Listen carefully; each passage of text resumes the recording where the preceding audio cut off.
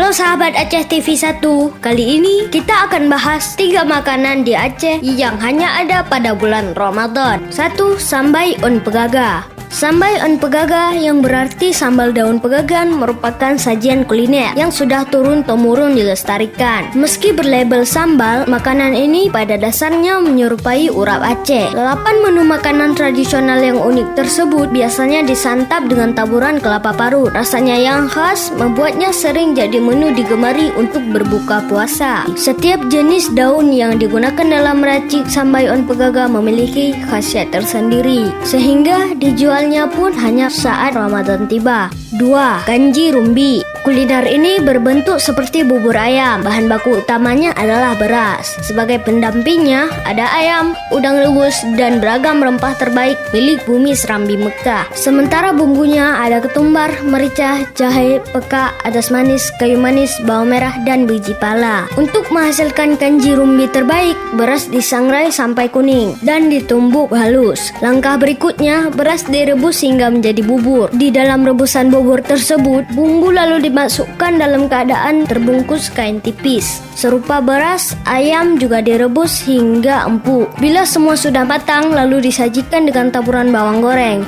Kadang untuk menambah kelezatan bisa ditambah suiran ayam atau udang. 3. Ibu pedah. Ibu pedah adalah makanan sejenis bubur yang dimasak dari berbagai ramuan dan diolah dari 44 macam jenis dedaunan hutan. Di antaranya daun pegaga, capa, ontahe, muling, dan sebagainya. Namun daun yang digunakan harus yang masih muda. Lalu ramuan itu dimasak dengan campuran lada, kunyit, lengkuas, dan bawang putih.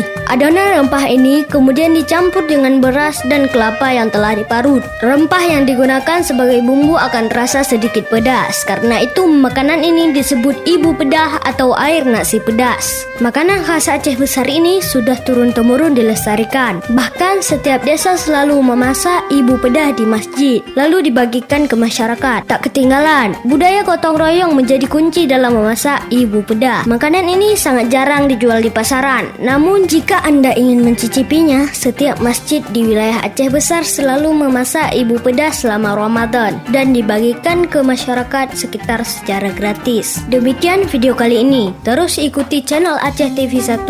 Sampai jumpa di video selanjutnya.